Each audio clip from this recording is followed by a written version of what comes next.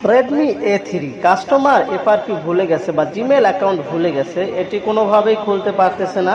এখন কাস্টমার আমার কাছে ফোনটি নিয়ে আসছে, ভাই আমাকে এটি সফটওয়্যার দিয়ে দেন। আমি সফটওয়্যার দেওয়ার জন্য ফোনটি হাতে নিলাম, হাতে নিয়ে দেখি এটি হচ্ছে এফআরপি লক, জিমেল লক।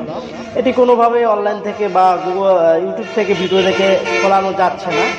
সেক্ষেত্রে কাস্টমার আমার কাছে নিয়ে আসছে, আমি এখন আপনাদেরকে প্র্যাকটিক্যালি দেখানোর চেষ্টা করব। এটি একটি সফটওয়্যার, এই সফটওয়্যারের মাধ্যমে কিভাবে এই ফোনটি জিমেল আনলক করা যায়। এখান থেকে রেডমি A3 এটি প্রেস করতে হবে। প্রেস করার পর এটি হয়তো ইডিএল মোডে নিতে হবে। ইডিএল মোডে নিয়ে এখানে A3 সিলেক্ট করতে হবে। করার পর আমি জুম করে দেখানোর চেষ্টা করতেছি। এখানে এই সফটওয়্যারটি সিলেক্ট করে নিতে হবে। মডেলটি সিলেক্ট করে নেওয়ার পর এখানে ফ্যাক্টরি রিসেট বা ইরেস এফআরপি এখানে প্রেস করতে হবে। প্রেস করার পর মোবাইলটি আমার খুলে গেছে, আপনাদেরকে দেখানোর চেষ্টা করছি সব কিছু। এখন এখানে আমি সিলেকশন করে নিচ্ছি সবগুলো, ওকে বাটন স্কিপ করে যাচ্ছি। স্কিপ করার পর মোবাইলটি দেখেন আপনারা খুলে যাবে। এভাবেই আমরা সফটওয়্যার দিয়ে থাকি।